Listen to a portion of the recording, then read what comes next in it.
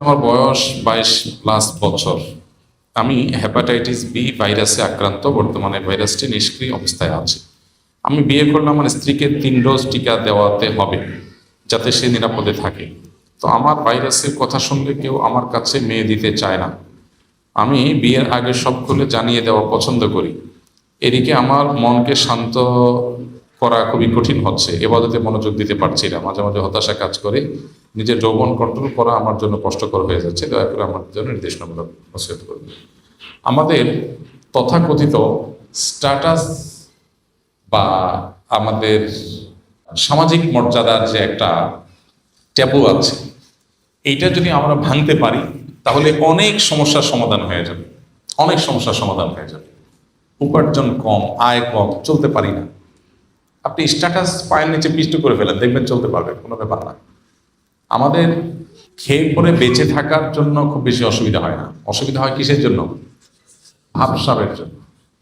এই ভাবসাবটাকে যদি পায়ের নিচে মাড়ায় ফেলানো যায়, সব সমস্যার সমাধান হয়। এই জন্য পরিবারের সবাই মিলে বসে সিদ্ধান্ত নিতে হয় যে আমরা কোনো ভাবসাব বলতে কোনো কিছু রাখবো না। আমরা কারোর সাথে কম্পেয়ার করতে যাব না। আমাদের সমাজে কারোর সাথে কম্পেয়ার করার দরকার নেই। আমরা আমাদের মতো ইউনিক।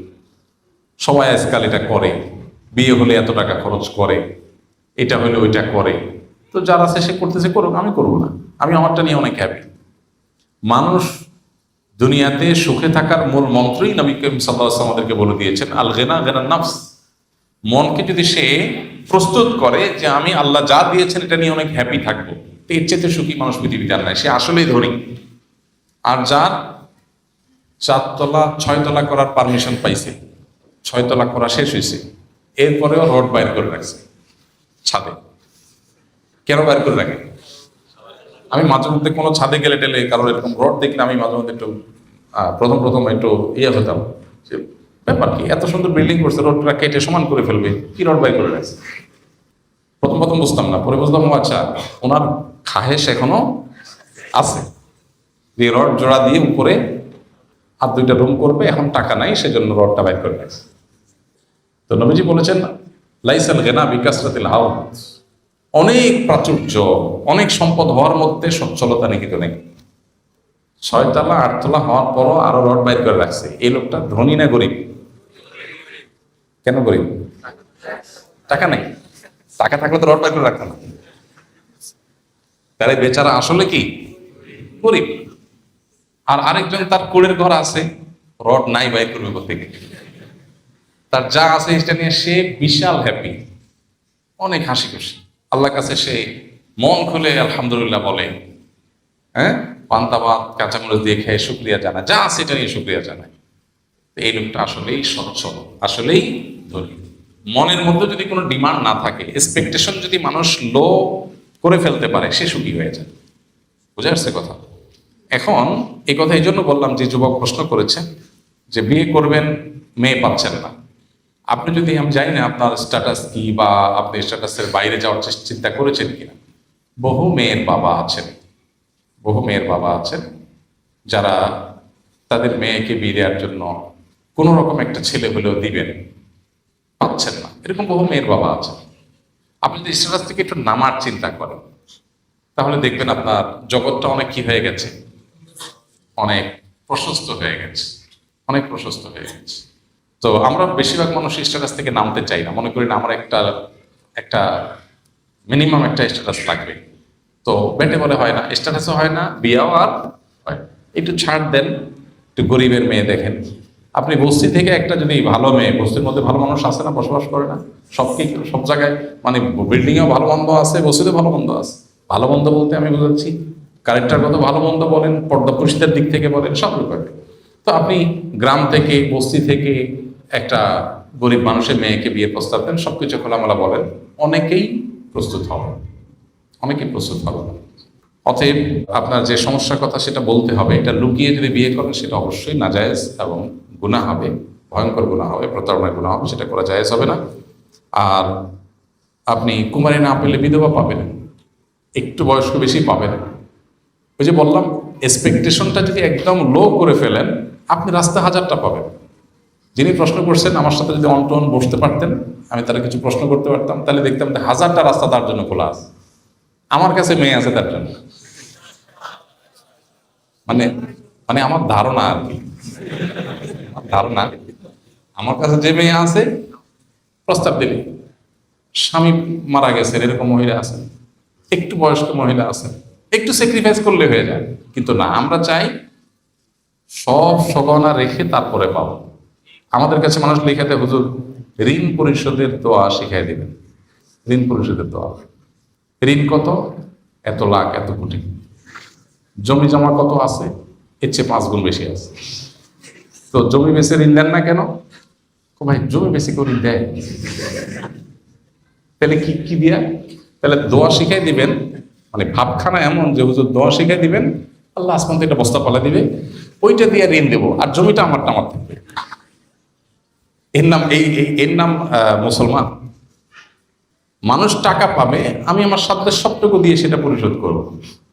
মানুষ বলেন যে ঋণ পরিশোধের আমল কি? আমি বললাম ঋণ পরিশোধের আমল হলো জমি জমা স্থাবর অস্থাবর সম্পদ বিক্রি করে ঋণ দেওয়া, এটা হলো আমল। গল্লির ঠাঁও ঠিক রেখে এরপর বলতেছেন হুজুর আমল টামল দিয়ে কিছু কাটাছিটা করা যায় কিনা, এটা তো করা ঠিক না। তো এই জন্য যিনি বিয়ে জন্য উপযুক্ত পাত্রী পাচ্ছেন না, এক্সপেকটেশন একদম জিরোতে নিয়ে আসেন, যে একটা আমার চরিত্রে হেফাজত করার জন্য একটা মানুষ হইলেই হইল, তাহলে দেখবেন মানুষের অভাব নেই। কত লাগবে? আপনি রাস্তায় গেলে দেখবেন যে অসংখ্য মানুষের অপশন আপনার কাছে মাথায় বেরোচ্ছে, কিন্তু বলেন যে না একটু স্ট্যাটাসে তো লাগে, একটু ফ্যামিলির মর্যাদা আছে, ভাব সাব সব চাইবেন, তা তো হয় না। এই জন্য এক্সপেকটেশন কমিয়ে আনা, এটা হলো সবচেয়ে বড় বিষয়। আল্লাহ আমাদেরকে তৌফিক দান করুন। আল্লাহ যা করেন তা মঙ্গলের জন্যই করেন। সমাজে প্রচলিত এই বাক্যটির সঠিক ইসলামী ব্যাখ্যা কি? আল্লাহ রাব্বুল আলামিন আমাদের জন্য দুনিয়াতে যা কিছু করেন এর পেছনে মঙ্গল থাকতে পারে, আমাদের কোনো কল্যাণ থাকতে পারে, এই সুধারণা আল্লাহর প্রতি রাখা। এর মাধ্যমে আমরা মানসিক যন্ত্রণা এবং কষ্ট থেকে রেহাই পাই, আল্লাহর প্রতি সুধারণা রাখা হয়। আর তাছাড়া দুনিয়াতে মানুষের যত অসুবিধা হয় এগুলো তিনটার যে কোনো একটা হয়। নাম্বার 1, কোনো বিপদ কোনো কষ্ট হলে তার মাধ্যমে আল্লাহ বান্দার গুনাহ মাফ করেন। কোনো অন্যায় করেছে, আল্লাহ তার জন্য দুনিয়াতে কোনো একটা কষ্ট দিয়েছে, ওইটাকে কাটাবার জন্য। আল্লাহ তাকে আখিরাতে পাকড়াও করতে চান না, সেই জন্য। আবার কখনো কখনো বিপদ বা কষ্ট হয় আমাদের মর্যাদাকে বৃদ্ধি করবার জন্য। আবার কখনো কখনো আমাদের কষ্ট বা বিপদ হয়, অসুবিধা হয় আল্লাহর পক্ষ থেকে পরীক্ষার অংশ হিসেবে, যে সে বান্দা কতটা টলারেট করতে পারে, সবর করতে পারে কিনা, করে কিনা, তার মানসিকতা কি হয়, আল্লাহ সবই জানেন। বাস এটাকে আল্লাহ প্রমাণ করতে চান। তো যে কোনো অসুবিধা মানুষের হবে, এর পিছনে কোনো না কোনো কল্যাণ নিহিত থাকে যদি মানুষ সবর করতে পারে, সঠিক আপনার সিদ্ধান্ত যদি নিতে পারে। তো এই অর্থে বান্দার জন্য কোনো কষ্টকর বিপদের কিছু আসলেও তার পেছনে কোনো না কোনো কল্যাণ নিহিত থাকে। এই চিন্তা, এই ঈমান, এটা শুধু মানুষকে সান্ত্বনা দেওয়ার জন্য না, এটা বাস্তবতাই। আর এই বাস্তবতার প্রতি যখন বিশ্বাস প্রগাঢ় হবে তখন তার জীবনে দুঃখের মধ্যেও সে সুখ পাবে। এই জন্য পৃথিবী জুড়ে সবচেয়ে বেশি তুলনামূলক মুসলমানরা সুখে থাকে। তার প্রমাণ কি? তার প্রমাণ হলো বিশ্ব স্বাস্থ্য সংস্থার জরিপ অনুযায়ী প্রতি বছরই, আপনি বেশ অনেক বছরের জরিপ মিলায় দেখতে পারেন, সৌদি আরবের রিয়াদ থেকে একটা বই প্রকাশিত হয়েছে, রব্বি আল্লাহ, আরবি মূল বইয়ের নাম। এটা 40-50টা ভাষায় অনুবাদ হয়েছে। এটার বাংলা অনুবাদটা আমি করেছিলাম আরো কোথাও 10-12 বছর আগে।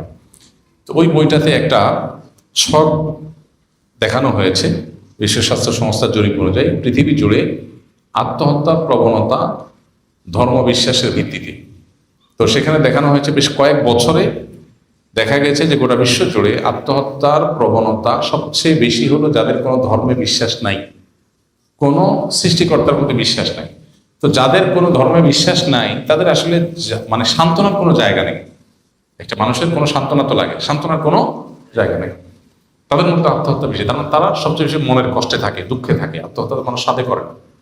আর আত্মহত্যার প্রবণতা গোটা বিশ্বের রিলিজিয়াস যারা আছেন, ধার্মিক যারা আছেন, এদের মধ্যে সবচেয়ে কম হলো মুসলমানদের মধ্যে। অথচ মুসলমানরা সবচেয়ে দুঃখে আছে। আফ্রিকা জুড়ে মুসলমান না খেয়ে আছে, গোটা বিশ্বে মুসলমান যেখানে আছে সেখানে যুদ্ধ চাপিয়ে দেয়া আছে, নানা রকমের জুলুম নিষ্পেষণ চলছে। আত্মহত্যা সবচেয়ে বেশি এদের মধ্যে থাকার কথা, কিন্তু পরিমাণ সবচাইতে কম। কারণ ওই যে তাদের ঈমান তাদেরকে সুখী করে। এই জন্য কেউ যদি সুখী হতে চায় সে সম্পদ সঞ্চয়ের চাইতে সেই জন্য দিনকে বেশি ধারণ করার চেষ্টা করে। কেউ যদি সত্যি সুখ চায় তাহলে তার সম্পদের চাইতে দিন ধারণের প্রয়োজন বেশি। হ্যাঁ, কেউ যদি ভাবসাব চায় তাহলে ডেফিনেটলি সম্পদ লাগবে। ভাবসাব ভিন্ন জিনিস, আর সুখের অভিনয় এক জিনিস, আর সুখ আরেক জিনিস।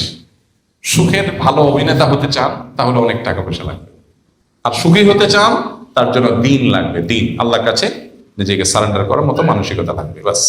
তো এই জন্য নবী করিম সাল্লাল্লাহু আলাইহি ওয়াসাল্লাম বলেছেন, আজাবান লি আমরিল মুমিন, আজাবান লি আমরিল মুমিন ইন্না আমরাহু কুল্লাহু খায়র। ইমানদারের পুরো বিষয়টাই খুব পিকুলিয়ার, অদ্ভুত। কারণ ইমানদারের জীবনে সবকিছুতেই কল্যাণ। ইন আসাবাহু খায়রুন, ইমানদারের জীবনে যদি কোনো ভালো কিছু হয়, কোনো সুসংবাদ আসে, উপকারী কিছু আসে, তখন সে শাকারা, আল্লাহর শুকরিয়া জানায়, আলহামদুলিল্লাহ বলে, ক্রেডিটটা আল্লাহকে দেয়। তো একদিকে সে নেয়ামত পেয়েছে, আবার শুকরিয়া আদায় করে সে সওয়াব পেয়েছে, দুই দিকে লাভ। ওয়াইন আসাবাহু শাররুন, আর ইমানদারের যদি কোনো ক্ষতি স্পর্শ করে তাকে, বিপদ আসে, সবারা, তখন সে সবর করে, ধৈর্য ধারণ করে। ফাকানা খায়র আল্লাহ, আর ধৈর্য ধারণ করলে তার বিনিময়ে সে আল্লাহর কাছে রিওয়ার্ড পায়। তাহলে সুখ পেলেও তার লাভ, দুঃখ পেলেও, হাতে মরলেও লাখ, বাঁচলেও লাখ। ইমানদার অবস্থা এরকম। এই জন্য নবীজি বলেছেন আজাবান লি আমরিল মুমিন। এই জন্য যে ভাই প্রশ্ন করেছেন তার প্রশ্ন উত্তর হলো এটাই, যে আল্লাহ যাই করেন বান্দার জন্য মঙ্গলের জন্য করেন। এর মানে হলো সবর যদি করতে পারে বান্দা, তাহলে দুনিয়ার কোনো অকল্যাণ, দুনিয়ার কোনো কষ্টই মানুষের জন্য ক্ষতিকর নয়। শুধু সবর যদি সে করতে পারে, এটা তার বহুগুণ লাভ হয়ে তার কাছে ফিরে আসবেই আসবে। আল্লাহ আমাদেরকে সবরের তৌফিক দান করুন। একটি মাত্র আমল আছে, একটি মাত্র আমল আছে, যে আমলের বিনিময়ে আল্লাহ ব্ল্যাঙ্ক চেক দিবেন, ব্ল্যাঙ্ক চেক দিবেন। সমস্ত আমলের বিনিময় এত নাকি, এত সওয়াব। কোরআনে কারীমের একটা হরফ, একটা অক্ষর তেলাওয়াত করলে কত নেকি? 10টা নেকি। নেকি কি? নেকি জিনিসটা কি? আখিরাতের কারেন্সি। আমরা টাকাটা ভালো বুঝি, যদি বলতাম যে 10 টাকা পাওয়া যাবে, তাহলে এটা ব্যাখ্যা করা লাগতো, তাই না? যে একটা অক্ষর পড়লে 10 টাকা পাওয়া যাবে, আরে টাকা বাদ দেন, 10 পয়সা পাওয়া যাবে, তারপরেও কি বোঝা যাইতো। বাট নেকি বুঝি না, আখিরাতের কারেন্সি। যে দেশে গেলে আর ব্যাক করবেন না, যে দেশের কারেন্সির আর কখনো কনভার্ট করার দরকার হবে না, যে জগতের কারেন্সির কখনো কনভার্ট করার দরকার, কারণ ওখান থেকে আর কোনো জগতে যাওয়ার অপশন নেই। লাস্ট ডেস্টিনেশন অফ লাইফ, মানুষের জীবনের সর্বশেষ গন্তব্য, সেখানকার কারেন্সি প্রতি হরফে 10 টাকা, 10টা কারেন্সি। কিন্তু সওয়াবের ব্যাপারে আল্লাহ বলেছেন ইন্নামা ইউওয়াফাস সাবিরুনা আজরাহুম বিগাইরি হিসাব। যারা ধৈর্য ধারণ করবে বিপদে আপদে কষ্টে জিমকিসে, যাক আল্লাহর ফয়সালা মেনে নিস, হজম করবে, আল্লাহ তাদের বিনিময় দিবেন ব্ল্যাঙ্ক চেক দিয়ে, হিসাব ছাড়া। আল্লাহ আমাদেরকে সবর করার তৌফিক দান করুন। আজকের সমাজে নামাজি কালামী মানুষ পাবেন, পর্দা করেন, হাত মোজা পামোজা করেন, সেরকম পর্দানশীল মহিলা পাবেন, দাড়ি টুপি আছে মাশাআল্লাহ, হালাল হারাম মেনটেন করেন, এরকম মানুষ পুরুষ পাবেন। কিন্তু সবরকারী মানুষ খুব বেশি পাবেন না, খুব কম। আলেম বড়, সবর নেই। আবেদ বড়, সবর নেই। বোরকার সাইজ ঠিক আছে, কিন্তু কি নেই? হালাল হারাম মেনটেন করেন, কিন্তু সবর নেই। ঘরে ঘরে বেসবরে ভরা। সবরওয়ালা মানুষ এখন পাওয়া যায় না। এখন সবাই নিজেকে অমরি মেজাজের মানুষ মনে করে, সবাই নিজেকে মুসাই মেজাজের মানুষ মনে করে। কোনো উল্টাপাল্টা দেখলে আমার মাথা ঠিক থাকে না, একদম উল্টাপাল্টা আমার সহ্য হয় না। উনি নিজে ঠান্ডা মাথা অনেক উল্টাপাল্টা করে যান, শুধু আরেকজনটা দেখে মাথা গরম হয়। শয়তান তার অপকর্মকে তার কাছে সুশোভিত করে দিয়েছে, সে মনে করছে সে অনেক ভালো মানুষ। আল্লাহ আমাদেরকে সবরের তৌফিক দান করুন। as-sabru jameel, সবরের চাইতে সুন্দর কিছু নেই। আল্লাহ আমাকে আপনাকে আমাদের সবাইকে বেশি বেশি সবর করার তৌফিক দান করুন। যারা সবর করতে পারে এদের মর্যাদা আল্লাহ দুনিয়াতে বাড়ায়, আখিরাতেও। এজন্য সবরকারী মানুষ অনেক বেশি দরকার। সাধারণ ইবাদত বন্দেগী কত আমল, সবার আলহামদুলিল্লাহ কবার বলছেন, এটা থেকে বড় জিনিস হলো কতবার সবরের ডোক গিলতে পারছেন। মেজাজের বিরুদ্ধে কিছু হয়েছে, ডোকটা গিলে ফেলছেন। এটা কঠিন কাজ, আল্লাহ আমাদের তৌফিক দান করুন।